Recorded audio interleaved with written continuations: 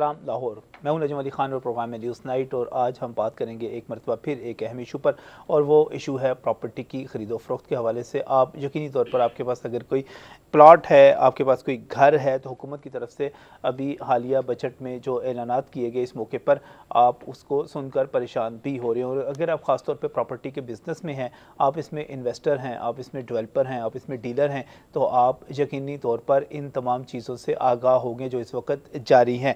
DC rate का खात्मा जो है किया जा रहा है। अब रजिस्ट्रियाँ जो होंगी वो मार्केट रेट पर रजिस्टर्ड की जाएंगी, उस पर उसके मुताबिक टैक्स लिया जाएगा। लेकिन मालियत का कैसे जो तनाज़ा चल रहा है कि उसका तयन कैसे किया जाएगा, ये अभी तक जो है ज़ेरे गौर है। इस मसले को किस तरह हल किया जाएगा।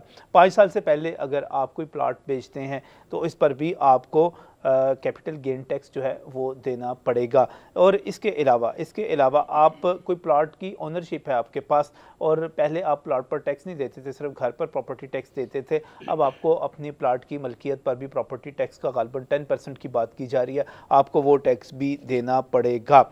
मैं जब अपने लाहौर शहर को देखता हूँ, मैं इसके इर्द गिर्द देखता हूँ, मैं वाघा की तरफ चला जाता हूँ, मैं DHA को फलता फूलता हुआ देखता हूँ, वहाँ पर देखता हूँ कि हज़ारों की तादाद में लोग प्लाट ख़रीद रहे हैं, वहाँ पर ओनरशिप आ रही है। मैं रायविंड रोड की तरफ चला जाता हूँ, वहाँ पर भी मुझे दर्जनों की तादाद में बल्कि 20 ऐसी सोसाइटियाँ नज़र आती हैं जहाँ पर सैकड़ों नहीं हज़ारों लोग इसमें इन्वेस्टमेंट भी कर रहे हैं, घर बनाने के ख्वाब भी देख रहे हैं। इसके नतीजे में हुकूमत जो कुछ कर रही है, फिरोजपुर रोड पर हो, आप GT रोड पर चले जाए, लाहौर में हर तरफ जो है आबादियाँ बन रही हैं। क्या हुकूमत प्रॉपर्टी के फलते फूलते कारोबार को तबाह करना चाहती है, इसको ख़त्म करना चाहती है, या इसके नतीजे में वो चाहती है कि प्लाट जो है सस्ते हो जाएं, इसमें से काला धन बाहर निकल जाए? सूरत-ए-हाल है क्या, ख़ास तौर पे इस ऐसे मौके पर जब इस्लामाबाद में एक मीटिंग भी हो चुकी, वज़ीर-ए-आज़म की तरफ से हदायत भी आ चुकी। अब क्या सूरत-ए-हाल बात करेंगे। बहुत ही मशकूर हूँ मोहम्मद अली मियाँ, मुस्लिम लीग नून ट्रेडर्स पंजाब के सदर हैं, लाहौर चैम्बर के साबिक प्रेसिडेंट रह चुके हुए हैं, मेरे साथ यहाँ पर स्टूडियोज़ में मौजूद हैं। बहुत बहुत शुक्रिया मैं सब हमें यहाँ पर वक्त देने के लिए। यहीं पर खालिद चौधरी साहब भी मौजूद हैं जो कि जनरल सेक्रेटरी हैं DHA स्टेट एजेंट्स एसोसिएशन के। खालिद साहब आपका भी शुक्रिया। और यहीं पर मोहम्मद उस्मान मलिक भी मौजूद हैं, सेक्रेटरी इन्फॉर्मेशन है George town property dealers association के। और ये दोनों साहिबान के हवाले से, मैं उस्मान साहब के हवाले से, खालिद साहब के हवाले से, उस्मान साहब आप भी मीटिंग में कल मौजूद थे, एक प्रोग्राम इस पर पहले भी कर चुके, एक तरह से आपका मौक़िफ़ सामने भी आ चुका। लेकिन इस वक्त जो सूरत-ए-हाल बन रही है, जो पेशरफ्त हो रही है, क्या हो रही है, किस तरह देख रहे हैं उसको? सबसे पहले मैं फिर एक बार सिटी 42 का शुक्रिया अदा करता हूँ कि आपने इसको हाईलाइट किया और आज हुकूमत ने इस चीज़ को माना है कि हमारे जो मुतालबात हैं वो जायज़ हैं और वो टेबल पे बैठे हैं।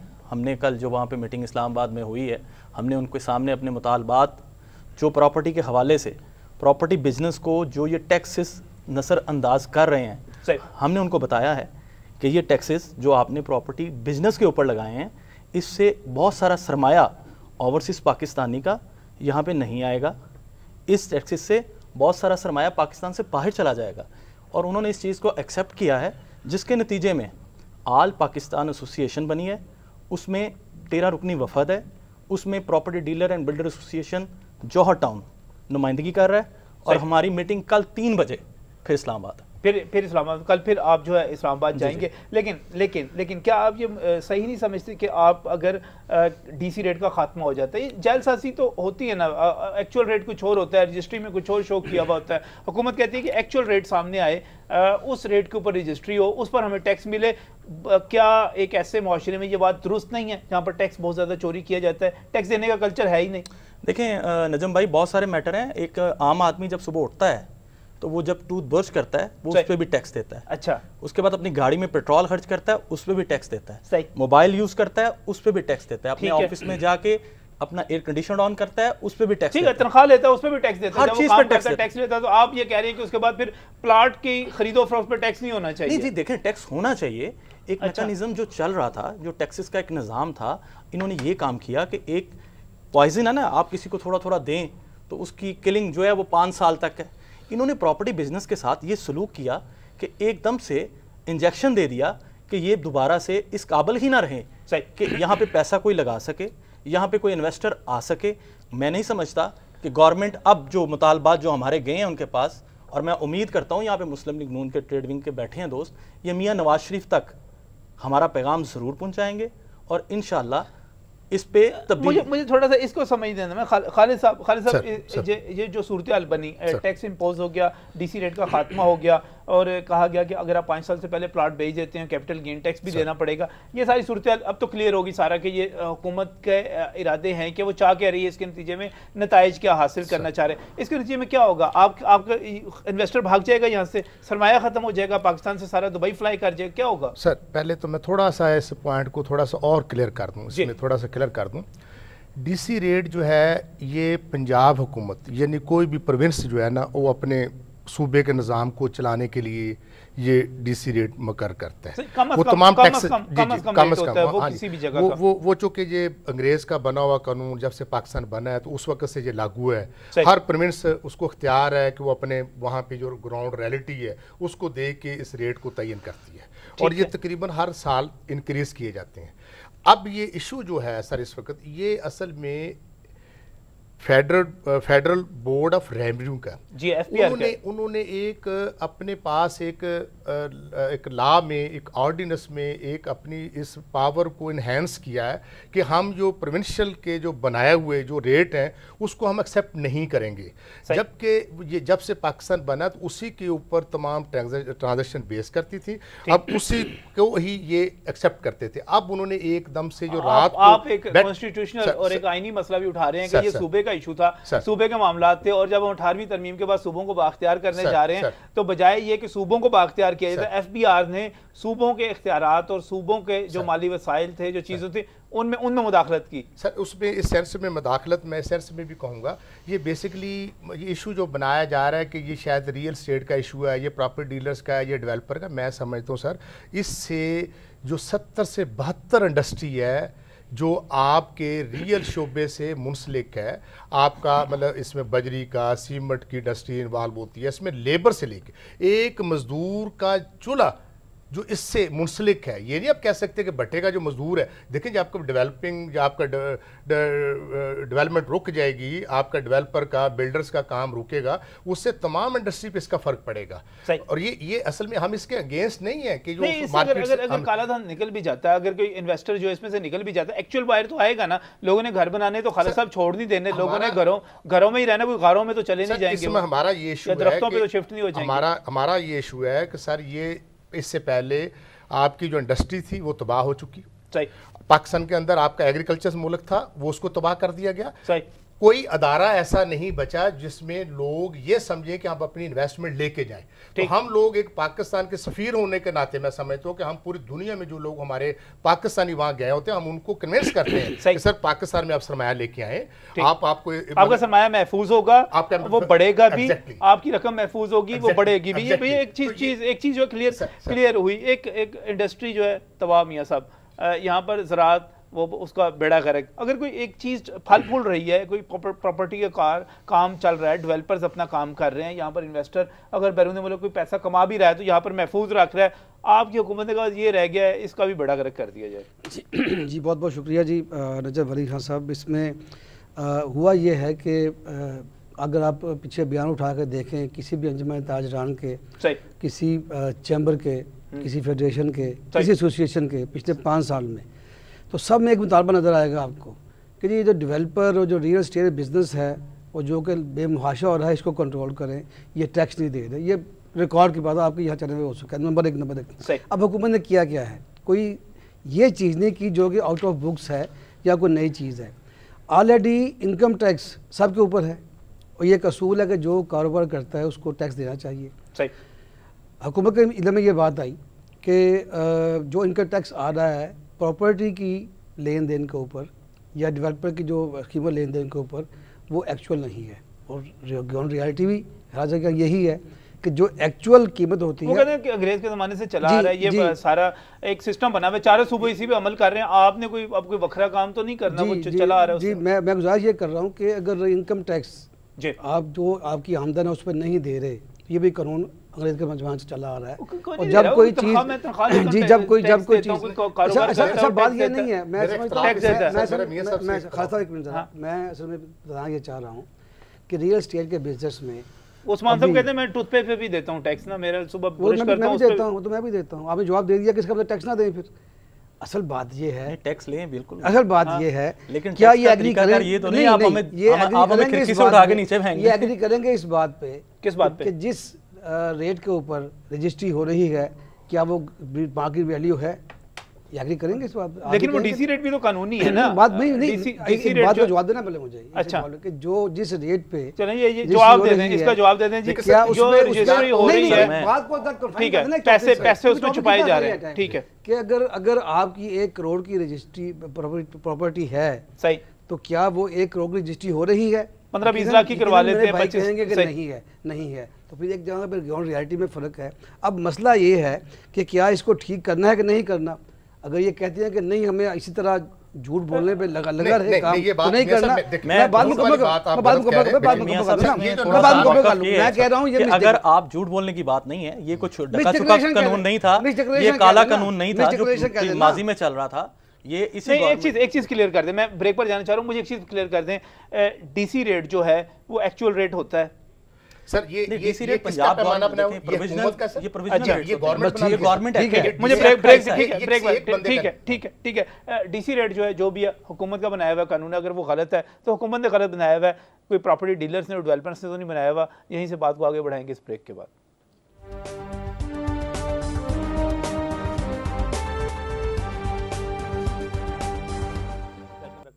बात कर रहे हैं प्रॉपर्टी टैक्स पर जो लगे हैं टैक्स, उसके हवाले से, और इस पर एक मीटिंग्स भी हो चुकी, एहतजाज भी हो चुका, मामला जो आगे की तरफ बढ़ रहे हैं, और हमारी कोशिश है कि हम इसमें कोई पॉजिटिव किरदार अदा कर सकते हैं तो ज़रूर करें। कल मैं एक टीवी चैनल देख रहा था, वहाँ पर तो क्रेडिट ही ये लिया जा रहा था कि जो कुछ हो रहा है प्रॉपर्टी के बिज़नेस पर टैक्सेस के हवाले से वो उनके कहने पर हो रहा है, उनकी सिफारिश पर हो रहा है, और वो इस चीज़ पर डटे हुए थे और सिफारिश कर रहे थे कि हुकूमत को इससे बिल्कुल पीछे नहीं हटना चाहिए, जो टैक्सेस उसने लगा दिए हैं उससे बिल्कुल पीछे। मोहम्मद अली मियाँ साहब, बास चैनल इस तरह भी आपकी हुकूमत की, आपकी पार्टी की, इसहाक डार साहब की इस तरह भी खिदमत कर रहे हैं, ये अपनी जगह पे, अपनी जगह पर जो है मीडिया आज़ाद, किसी को रोक नहीं सकते। लेकिन असल बात मैं क्लियर कर दूं कि ये टैक्स नया टैक्स कोई नहीं लगा, नया टैक्स नहीं लगा, नया टैक्स नहीं है कोई भी। ये जो इवैल्यूएशन थी, जो प्रॉपर्टी की प्राइस थी, उसको एक्चुअल जो प्राइस है उस पे लाने की बात की जा रही है। नया टैक्स क्यों नहीं लगा?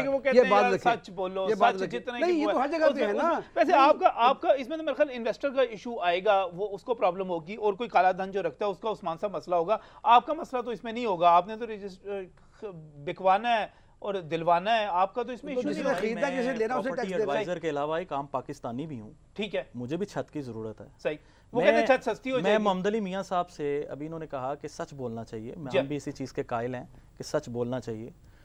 पंजाब गवर्नमेंट का नामजद करदा जो हमारे ये डीसी रेट जो होते हैं, एवल्यूशन जो होती है प्रॉपर्टी को, क्या ज़रूरत पेश आ गई कि FBR के एक्ट में तरमीम करवा के, सही, कानून मौजूद नहीं था, कानून मौजूद नहीं, उस कानून में तरमीम करवा के उसको असेंबली से पास करवाया। अच्छा, देखिए एक्ट मौजूद, देखें एक्ट मौजूद नहीं है, ऐसा एक्ट मौजूद, ये कह रहे हैं एक्ट मौजूद नहीं है। देखिए आप किसी को, देखिए किसी के रस्ते में क्या करना चाहिए, इन्होंने गले में, उस्मान साहब क्या करना चाहिए था, ये इसमें गलत क्या, मुझे वो बता दो। असेंबली से पास करवाया, ये तो बात हो गई। करना चाहूंगा कि क्या जरूरत थी जब एक वैल्यूएशन एक सूबाई लेवल पे चल रही थी, तो FBR की पिछले जब से पाकिस्तान बना है, तो क्या वो वैल्यूएशन, अच्छा वैसे प्रॉपर्टी टैक्स का पंजाब में भी सर्वे तो नया हो चुका है, और उसमें रेट हैं जो वो पहले से काफी ज्यादा बढ़ भी चुके हुए हैं, उसको लागू मेरे ख्याल करने का मरहला बीच में फंसा हुआ था। जब सब आपने दो चीजें मिस कर रहे हैं असल में। एक है सूबाई टैक्स, मियां साहब इस सवाल, एक है सूबाई टैक्स, क्वेश्चन पे एक है सूबाई टैक्स, अच्छा एक है फेडरल टैक्स, ठीक है। ये इनकम टैक्स के लिए वैल्यूएशन हो रही है, सूबाई के लिए नहीं हो रही, तो वो कहीं सूबाइयत में जा नहीं रही, गवर्नमेंट एक्ट में तरमीम करवाई, वो शामिल करवा लिया ना, बीच में शामिल करवा लिया। मैं बात को कंटिन्यू करता हूं कि ये पहले भी इनकम टैक्स FBR पहले भी था। क्या जी। उनके पास उस वक्त उनको ख्याल नहीं आया कि ये वैल्यूएशन कंपनी होनी चाहिए थी? वो इसी वैल्यूएशन कंपनी जो डीसी रेट थे इसी को वैल्यूएट को एक्सेप्ट करते थे। अच्छा, अब उनको अगर ख्याल आया कि हमें ये सूबाई जो वैल्यूएशन है ये एक्सेप्ट नहीं है, हम अपनी एक वैल्यूएटर कंपनीज लाना चाह रहे हैं, तो क्या हमें इस पे तो कोई तरह हम कहते दो वैल्यूएशन कंपनी ना लेके आए, सूबे के अंदर और निजाम आपका वो भी आपका मतलब एक अप्रूव है ना, आप जो डीसी रेट इसको करता है उसको भी तो प्रोविंशियल की तरफ से इजाजत है। ये इनकी अच्छी तजवीज़ है, इसमें तो बात हो सकती है और इसी पे ही बात चल रही है, चल रही है कि सूबाई और जो वफाकी टैक्सेस का एवल्यूएशन वो सेम होनी चाहिए, इसमें फर्क नहीं आना चाहिए। इसमें बात हो रही है, कंफ्यूज है कि वो प्रोविंशियल के जो डीसी रेट तय किए गए हैं उसको वो एक्सेप्ट नहीं कर रही, वो भी गवर्नमेंट है। और जो फेडरल का मसला है, फेडरल कहता है हम इसको मानने के लिए तैयार नहीं, हम नई वैल्यूएशन कंपनी ले। भाई ये कौम तो कंफ्यूज हुई, पैनिक हुई मार्केट से। आपका पैसा जिस दिन से ये आर्डिनेंस आया, ये आर्डिनेंस के हमें इस पे एतराज नहीं है, जैसे मियां साहब ने कहा। अच्छा, प्लाट सस्ते हो रहे हैं जिस दिन से ये आर्डिनेंस आया उसके बाद ऐसा अभी तक तो कंफ्यूजन है मार्केट में कि ये कानून आया क्या है। ठीक है, इसको समझने में अभी मेरा ख्याल है कि शायद मोहम्मद अली मियां साहब ने एक बात की है। नहीं, मैं पूछना नहीं चाह रहा, आपने कहा कि आपने एक्चुअल जितना का प्लॉट बेचा है वो मौजूद था, वो दिखा दें। मोहम्मद अली साहब एक सवाल बड़ा अहम था जो हर जगह पे किया जाए। कानून ये आया है कि आपने जितने का एक्चुअल प्लॉट बेचा है, खरीदा है, वो लिखा दें, बस। तो ये कानून है। डीसी रेट को कौन तक चलाया? नहीं, अच्छा चलिए हम इस पे आ जाते हैं। उन्होंने कानून किया, मैं कानून बता दिया ना। ये आपकी बात बिल्कुल सही है कि ये डीसी रेट के साथ टैली होना चाहिए, सिस्टम को सिंपल होना चाहिए। आप ये ना कहें कि चूंकि आप एक्चुअल कीमत लगाएंगे तो ऐसी बात नहीं है। इसको क्लियर कर लेते हैं। इसको अब अगर वफाकी हुकूमत हमेशा जो फेडरल गवर्नमेंट का ला जो है वो सूबाई हुकूमत के कानून के ऊपर बालादस्त होता है, और हमारे जो इल्म सियासियात में कॉन्स्टिट्यूशन में ये चीज़ वाज़ेह कर दी गई है कि वो होगा। अब अगर डीसी रेट ख़त्म हो जाता है और वफाकी हुकूमत अपनी जगह पे अपना एक एवल्यूएशन का सारा सिस्टम ले आती है, तो आपके लिए काबिल कबूल होगा? बिल्कुल काबिल कबूल है। अच्छा, उसका तरीक़ेकार क्लियर है। इस तरह साहब इसमें बड़ी क्लियर बात, मैं क्लियर कर दूं थोड़ा सा। सर कैसे काबिल कबूल है? आप कितने टैक्सेस लेते हैं? ये कर रहे हैं हमारे हमसाया ममालिक को कॉपी। वो कहते हैं कि वहां फेयर वैल्यू चलती है, यहाँ फेयर वैल्यू नहीं चलती। भाई फेयर वैल्यू क्यों नहीं रोका हुआ था इनको? इनकी हुकूमत रही है पंजाब में, दो वैल्यूएटर आप टेबल लेके आए। ठीक, ये तो उनको चाहिए था कि एक वैल्यू डीसी रेट तो खत्म हो गया ना। नहीं सर, खत्म भी नहीं हुआ, अभी नहीं खत्म। सूबे के अंदर डीसी रेट एक्सेप्टेबल है, फेडरल के अंदर वो कहते हैं हम इसको नहीं मानेंगे। देखिए इनका आपस की लड़ाई लोगों को कंफ्यूज कर दिया, ये खुद क्लियर नहीं इस बात पे। ये थोड़ा सा ये तो इसहाक डार साहब भी तो फैमिली के मेंबर है, ये तो फैमिली की लड़ाई लग रही है मुझे। ये इस बात पे क्लियर मियां साहब को करना चाहिए कि ये नहीं। देखिए खान साहब, मैं ये मुतफिक हूं इस बात से कि इसमें यहाँ तक तो कन्फ्यूजन है कि कौमी को कन्फ्यूजन नहीं है, इनको कन्फ्यूजन है कि हमने जो पंजाब टैक्स देना है वो कम है, जो वफाकी गवर्नमेंट जो गवर्नमेंट कह रही है के साथ इनके साथ मजाक चलता है। मैं कह सकता हूं, मैं कह देता हूं तो फिक्र ना करें आप उसे परेशान ना हो, कोई ज़ातियात की बात नहीं है। बहुत सारी चीजें मैंने कहा शायद को ज़ातियात की लड़ाई है, तो हम बहुत सारी चीजें मैं इस चीज का एक पॉजिटिव आपको पहलू भी बताता हूं कि बहुत सारी चीजें जो वफाक और सूबे की सतह पे तय ना हो सकें वो रायविंड में आपस में बैठ के भी तय हो सकती हैं, वो रास्ता निकाला जा सकता है। इसका एक पॉजिटिव पहलू भी है। इसी तरफ आ रहा हूं, अगर कोई ज़ाती लड़ाई है तो उसको तय हो जाना चाहिए, जिससे पूरा मुल्क जो है है कोई नहीं। वो तो नोट कह रहे थे। असल में बात यह है कि अभी जो सिस्टम इसमें है वैल्यूएशन का, उसको इम्प्रूवमेंट की ज़रूरत है। मैं यहाँ तक इनकी बात मानता हूँ। उस पर ही बात ये चल रही है इस्लामाबाद में कि किस तरह, मैं भी इसमें हक में हूँ कि वैल्यूएटर सिस्टम नए सिस्टम नहीं लेके आए, नई वैल्यूएटर नहीं लेके आना चाहिए। एक ऐसी जो सिस्टम बना हुआ है कि आप वैल्यूएशन करके उसको फिक्स कर दें, वफाकी सतह पे फिक्स कर दें। इसको ये ना हो कि सूबाई सतह पे एक और फिक्स करें और सेंट्रल पे और फिक्स करें। ये बिल्कुल मैं इससे मुतफिक हूँ। मसला यही है, एक तो मसला ये है कि टैक्स देना पड़ेगा पूरी वैल्यू के ऊपर। नहीं मैं बात सुनो ना, अच्छी बात है ना, अच्छी बात है, चलिए अच्छी बात है, अगर दे रहे हैं तो अच्छी बात है। तो फिर अगर हुकूमत पाकिस्तान एक प्रॉपर्टी के ट्रांसफर होने पे 16% टैक्स ले रही है ऑलरेडी। अब सिस्टम है ना, असल सिस्टम यही है कि जी वैल्यूएशन जो है वो गवर्नमेंट जो वफाकी गवर्नमेंट का सिस्टम है उसमें मुतफिक नहीं है। मेरे भी इत्तफाक़ात हैं कि स्टेट बैंक के वैल्यूएटर आएंगे, तो शायद एजेंसी एक और बढ़ जाएगी इसको वैल्यूएशन करने में, ये का बाजार खुल जाएगा। आप कॉर्नर का प्लॉट, ठीक है, कॉर्नर का प्लॉट और नॉर्मल प्लॉट को कैसे वैल्यूएट करेंगे? एक ही जगह पे मेन रोड का प्लॉट जो है और उसके बैक पे प्लॉट आधी आधी कीमत का फर्क हो सकता है उसका, जो है इसलिए यही ये सब उससे आपसे इत्तेफाक कर रहे हैं। नया दौर होगा, ये सब कैप्शन का एक नया दौर होगा। मैं अपने वैल्यूएटर को पैसे देके अपने पसंद की वैल्यूएशन करवाऊंगा, इसमें कोई फिक्स वैल्यूएशन नहीं हो सकेगी। बेहतर ये है जो निजाम पहले चल रहा है, जिस निजाम के तहत पहले हम चल रहे हैं, इस निजाम को डिस्टर्ब ना किया जाए, एक नया मुआशी मसला क्रिएट मत किया जाए। आगे मुल्क पाकिस्तान बहुत सारे मसाइल से दो चार है, बहुत सारे मसाइल से दो चार है। हाँ, इसके लिए एक मैकेनिज्म देखें, हम इस तरफ आ रहे हैं नजम भाई, हमने सच बोलना है, मैं उस तरफ आ रहा हूं, डीसी रेट के तहत ये मुमकिन नहीं है, जो इस वक्त सिस्टम चल रहा है डीसी रेट वाला, उसमें तो ये मुमकिन नहीं है। मैं उस तरफ आ रहा हूं, उसके लिए एक मैकेनिज्म तय करें, कुछ एक टाइम फ्रेम दें, कुछ 5 साल का टाइम फ्रेम, कुछ 4 साल का टाइम फ्रेम, उसके देखें कुछ टाइम फ्रेम होना चाहिए, लॉन्ग टाइम फ्रेम होना चाहिए सिस्टम को बेहतर करने के लिए। आपने सिस्टम अभी बनाया नहीं, वो तो डिसाइड हो गया, वो तो मोहम्मद अली मियां साहब भी कह रहे हैं, वो तो कह रहे हैं कि वो आप देखें बात सुनो, हम इस प्रोग्राम में बात कर रहे हैं और यहाँ पर जो बात हुई अभी तक आपके साथ जो हुकूमत की तरफ से या मुस्लिम लीग नून की तरफ से या सरकार की तरफ से जो बैठे हैं वो कह रहे हैं कि मैं इससे इत्तेफाक करता हूँ कि डबल सिस्टम नहीं होना चाहिए, डुअल सिस्टम नहीं होना चाहिए, इस पर बातचीत चल रही है।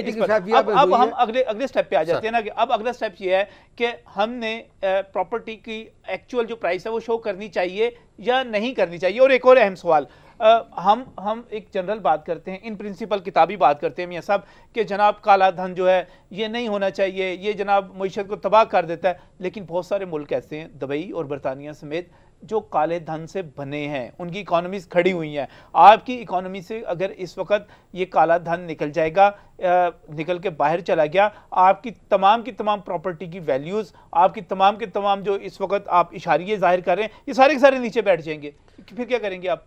काला धन तो हर इकोनॉमी में मौजूद होता है, उसको आप जीरो नहीं कर सकते, लेकिन एक लिमिट है उसकी रेशियो की। मैं समझता हूँ कि अगर काले धन के जरिए आम लोगों को घर नहीं मिल रहा, प्लाट की कीमत डबल हो रही है, गवर्नमेंट को रेवेन्यू नहीं आ रहा, तो फिर वो काला धन नहीं चाहिए। एक पहली बात तो ये है। दूसरी बात, मेरे भाई ने ये कहा कि जो बाहर से लोग पैसे भेजते हैं उनका जो है ना मसला हो जाएगा कि वो भेजना बंद कर देंगे। मैं कहता हूँ इसे सबसे फायदा उन्हीं का है। क्यों? वो भेजते हैं बाहर से, एक प्लॉट लेते हैं 4 करोड़ का, जहाँ वो 4 करोड़ फॉरेन इन्वेस्टमेंट आती है और वो सारी वाइट है, जो अपना बंदा बाहर से कमाएगा के भेजता है वो सारी वाइट है। यहाँ उसकी कितनी होती है वाइट? 1 करोड़, क्योंकि बिजली में 1 करोड़ 3 करोड़ किताबों में आती नहीं है। तो सबसे ज़्यादा फायदा उन्हीं का है जो बरूनी पाकिस्तान रहते हैं, कि जो जितने को प्लाट खरीदते हैं वो मजबूर हैं 1 करोड़ पर करने के।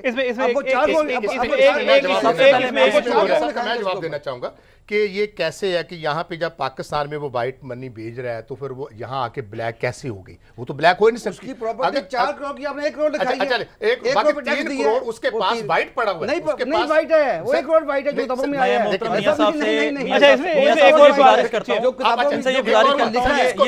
स्टॉक मार्केट का टेबल देखें, पिछले 1 महीने का स्टॉक मार्केट का टेबल देखें, 15 दिन का गोल्ड की प्राइसेस देखें। ये अगर ब्लैक मनी को, ये समझते हैं को पाकिस्तान में ब्लैक मनी मौजूद है, किन हाथों में मौजूद है? मियां साहब प्लीज, हर जगह होती है। अगर मौजूद है ब्लैक मनी किन हाथों में मौजूद है? ये अनडिक्लेयर मनी आप कह सकते हैं, ये ब्लैक मनी नहीं है। ब्लैक मनी कुछ और चीज होती है, अनडिक्लेयर्ड और चीज, थोड़ा सा फर्क है, थोड़ा सा फर्क है। एक और भी फर्क है, मुझे ब्रेक पर जाना है क्योंकि इसमें बहुत बड़ा काम जो कीमत बढ़ाने के हवाले से, किसी भी प्लॉट की ज्यादा, किसी भी इलाके में प्लॉटों की कीमत ज्यादा करने के हवाले से यकीनी तौर पर इन्वेस्टर ही अपना रोल प्ले करते हैं। और इन्वेस्टर्स में बहुत बड़ी तादाद ऐसी है जो वाकई बैरून मुल्क मेहनत मजदूरी कर रहे हैं, और वहाँ पर अब हुकूमत ये कहती है नाज़रीन के बाहर से जो बंदा पैसा कमा रहा है वो प्लॉट में क्यों इन्वेस्ट करता है? वहाँ पर तो ना किसी को रोज़गार मिलता है, वो ना हमारी जीडीपी में अपना कोई रोल प्ले करता है, उसका कोई फ़ायदा नहीं होता, वो कहीं भी काउंट नहीं होता। इनको चाहिए कि अपने यहाँ पर जो पैसा आ रहा है ये प्लॉटों में लगाने की बजाय उसकी जगह इंडस्ट्री लगाई जाए, लोगों को रोज़गार मिले, हमारी जो माशी तरक्की है वो आगे हो। लेकिन सवाल ये है कि एक बंदा जो बाहर बैठा हुआ है वो यहाँ पर पैसे तो भेज रहा है लेकिन यहाँ पर कारोबार नहीं कर सकता, उसका ध्यान नहीं रख सकता, उसके बाद वो क्या करेगा? पैसा भेजेगा। इस ब्रेक के बाद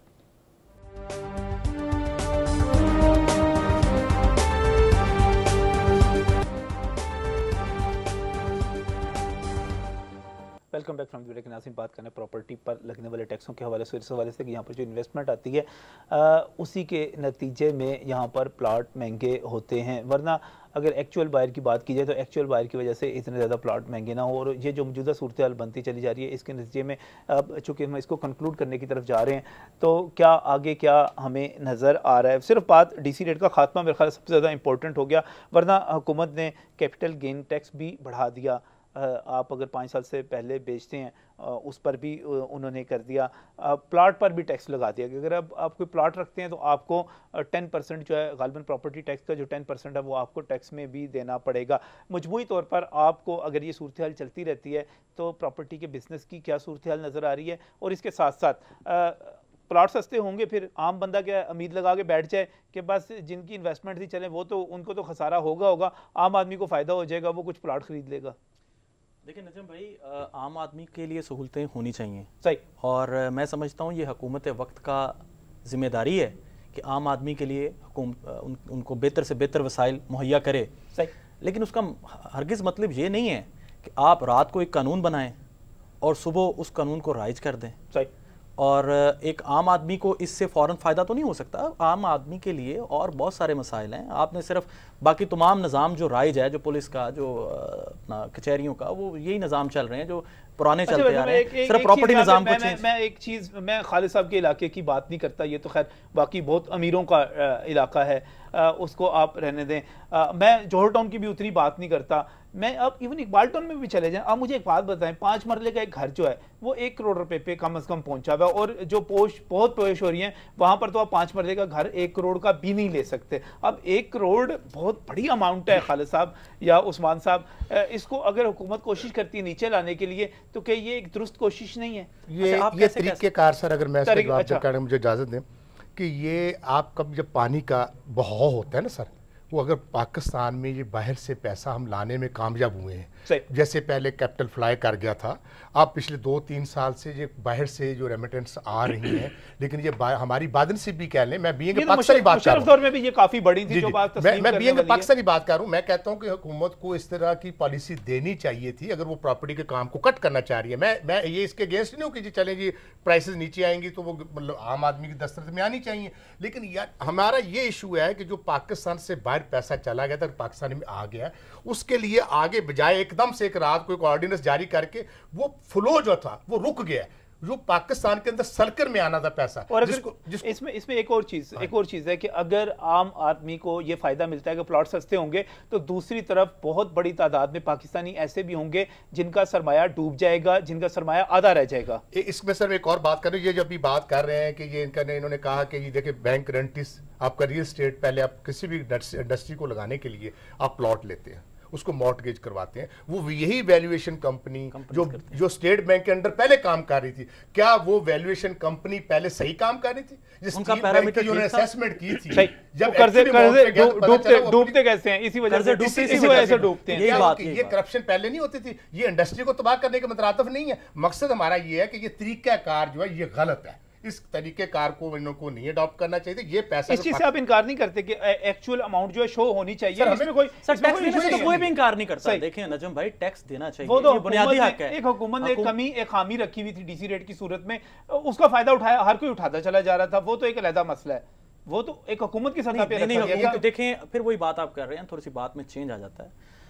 इधर मामला FBR और सूबों का है, सही, एक निजाम सूबे में चल रहा है, एक निजाम मरकज में चल रहा है। नहीं, वो तो डिसाइड हो गया ना, वो तो एक निजाम है। अगर हम इसको कहें, आपकी नज़र में एक अच्छा निज़ाम क्या होना चाहिए जिसमें करप्शन भी ना हो, जिसमें हमारे इन्वेस्टर का नुकसान भी ना हो, और जिसमें हमारी इकोनॉमी भी रन करती रहे और आम आदमी को भी फायदा हो? कोई ऐसा रास्ता निकल सकता है? जी, मैं समझता हूँ अभी तक जो बड़ी खुशाइन बात है जो मेरे भाइयों ने कहा है, एक बात तो ये तस्लीम करते हैं कि एक्चुअल रेट पे टैक्स देना चाहिए सबको, कोई बुरी बात नहीं है। मसला सिर्फ आ रहा है किस तरह सिस्टम जो अभी मसला आ रहा है, जो BFBR ने सिस्टम दिया इलेक्शन का, मैं खुद समझता हूँ उसमें गुंजाइश बहुत है इम्प्रूवमेंट की। वाकई सूबाई वफाकी टैक्स में मुताबिक होनी चाहिए, इसी में तो बातचीत चल रही है। मैं समझता हूँ ये बड़ी इनकी जो कमेटी बनी है, 13 रुकनी कमेटी बनी है, जिसकी मीटिंग शायद 2 दिन में है, इसी पे है कि ये सिस्टम में एक लैश आ गया है। सूबाई सिस्टम और है, वफाकी सिस्टम और है। वफाक ने टैक्स लेना अपने रेट के ऊपर और सूबाई अपने रेट पे ले रहा है, तो लाजमी बात है ये काम चलेगा नहीं। इनका भी मुतालबा जो समझता हूँ कि जायज़ है कि सिस्टम को सिंपल करें हम समझते हैं कि ये डिस्क्रिशनरी पावर किसी के पास नहीं होनी चाहिए। वैल्यूएशन सिस्टम बहुत लेंथी है और उसमें का तो जितना खात्मा हो सके और उतना ही जो बेहतर है। वैल्यूएशन का वैल्यूएटर का है सिस्टम है वो इतना काम नहीं कर सकता। मैं मुत्तफिक इनसे, क्योंकि इतना पूरे पाकिस्तान में आप 100 लगाने वैल्यूएटर वो काम नहीं कर सकेंगे, बहुत लेट हो जाएगा। इसलिए डीसी रेट के पैटर्न पे ही कीमतें रिवाइज करके और एक बड़ी कमेटी बना के स्टेक होल्डर को इत्मीनान में लेके सिंपल करें और इसको डिक्लेयर करें कि ये अब आइंदा से ये सिस्टम होगा। वैल्यूएटर से सिस्टम चलने का मुश्किल है, मैं इस मुत्तफिक हूं, वो नहीं होना चाहिए इसमें, लेकिन ये बात हो रही है। अब एक बात तो तय हो गई ना कि जो एक बहुत बड़ा खला था डिक्लेयर मनी में और एक्चुअल मनी में वो ख़त्म होने वाला है इंशाअल्लाह ताला। उससे इनको ही फ़ायदा होगा, पब्लिक को ही फ़ायदा होगा। एक्चुअल अब डिमांड सप्लाई की बात है कि पाकिस्तान में तकरीबन 25 लाख घरों की ज़रूरत है और तकरीबन 5 लाख घर बन रहे हैं, तो कीमतें कम इस तरह तो ज़रूर होगी कि जो एक कार्टल बन रहे थे जो वक्ती तौर पे इन्वेस्टर आके एक हाइप क्रिएट करता था, अब मेरे ख्याल में जब वो एक्चुअल पे टैक्स देंगे तो उसमें कमी होगी। डिमांड सप्लाई जो है ये इसमें एक अहम पॉइंट है कि जब तक डिमांड और सप्लाई में गैप बरकरार रहेगा कीमतें उस हद तक नहीं गिर सकती जिस हद तक ख्याल किया जा रहा है। आप ये देखें, फिर उस बात को हम छोड़ देते हैं दरमियान में कि इसमें कैपिटल जो हमारा ओवरसीज इन्वेस्टर्स, हमारे इन्वेस्टर जो ओवरसीज इन्वेस्टर जो पैसा पाकिस्तान में लाता है और यहाँ पे जो लोग इस रोज़गार से मुंसलिक हैं, जो इस रोज़गार से पैसा कमा रहे हैं, ये एक बहुत बड़ा मुआशी डिजास्टर होगा। इस चीज़ के ऊपर भी ज़ेरे गौर करें। इसके लिए भी बहुत बड़ा मुआशी डिजास्टर है। आप सिर्फ ये मत देखें कि आपके एक सिस्टम को देखें, एक सिस्टम को या एक ट्रेन को पटरी पे चलाने से वो ट्रेन जो है सीधी जनाब वाघा बॉर्डर पे चली जाएगी, ऐसा नहीं है। उस ट्रेन के बहुत सारे डब्बे दरमियान में टूट जाएंगे। वक्ती तौर पे हाइप क्रिएट करके एक बबल इकॉनमी बनी थी और जिस तरह पैसा डूबा था पिछले 10 साल पहले वो आपके सामने है। इससे बबल इकॉनमी नहीं बनेगी। रियल जो वैल्यू होगी, जो रियल परचेजर होगा, रियल लॉन्ग टर्म इन्वेस्टर होगा, वो इसमें आएगा। ये जो बिल्कुल हवाई तौर पे लोग आइटर होते हैं और दिहाड़ी लगे बाहर निकलते हैं, मैं समझता हूँ उससे इनको भी नुकसान है और आम पब्लिक को भी नुकसान है, गवर्नमेंट को भी नुकसान है। एक स्ट्रीमलाइन सिस्टम हो जाएगा कि एक्चुअल जो मार्केट में वैल्यू है वो ही दर्ज की जा रही है, उसी पे टैक्स दे रहे हैं। इसमें है लेकिन टैक्स देने के तरीके में, तरीकाकार में, तरीकाकार पे आपका जो है डबल स्टैंडर्ड की बात मैं इसलिए कह रहा हूँ। देखिए इन्होंने जो बात की है, जो पहले जो मार्केट के अंदर जो भी चल रहा था, जो कि मतलब जो भी गवर्नमेंट के वैल्यूएशन होती थी, फॉर एग्जांपल आप ये मैं एक एग्जांपल देने लगा कि 4 करोड़ का प्लॉट था, उसकी अगर डीसी रेट 75 लाख या 50 लाख है या करोड़ है, जैसे भी 4 करोड़ की प्रॉपर्टी को हम करोड़ पे डिक्लेयर करते थे, जैसे मियां साहब ने बात की, क्योंकि ये भी हुकूमत का लागू किया हुआ पैमाना था पहले से। बस हुकूमत को एक चीज का तो इख्तियार आपको मानना पड़ेगा कि हुकूमत को अपना तरीकाकार तब्दील करने का इख्तियार हासिल है। उसमें अगर कोई खामी है, गलती है, वो हमने उसकी निशानदेही की है। बहुत बहुत शुक्रिया, बहुत बहुत शुक्रिया मोहम्मद अली मियां साहब, बहुत बहुत शुक्रिया खालिद चौधरी साहब, बहुत बहुत शुक्रिया मोहम्मद उस्मान भाई साहब यहाँ पर तशरीफ लाने के लिए। और आखिर में मुझे सिर्फ इतना कहना है कि हमारे कुछ दोस्त इस किस्म की कैंपेन चला रहे हैं कि हुकूमत का यकतरफा फैसला ही दुरुस्त है, हुकूमत को उस पर डटे रहना चाहिए, उससे पीछे नहीं हटना चाहिए। मैं समझता हूँ कि इस किस्म की सोच दुरुस्त नहीं है। हमें जो भी फैसले करने हैं आपस में मिलकर मुशावरत के साथ करने हैं। यहाँ पर पाकिस्तान सबका मुल्क है, इसमें डंडे के ज़ोर पर अगर यही तरीकाकार इख्तियार करना है कि हमने डंडे के ज़ोर पर अपने फैसले मनवाने हैं, तो फिर हमें जमहूरियत की बात छोड़ देनी चाहिए। फिर माशाल्लाह भी उसी तरह काम करता है जिस तरह मौजूदा दौर में कुछ लोग इस हुकूमत से काम करवाने की कोशिश कर रहे हैं। मेरा ख्याल है कि हम जो आवाज़ बुलंद कर रहे हैं वो ज़रूर पहुँचेगी हुक्मरानों तक और बेहतरी होगी। इसी उम्मीद के साथ अल्लाह हाफ़िज़।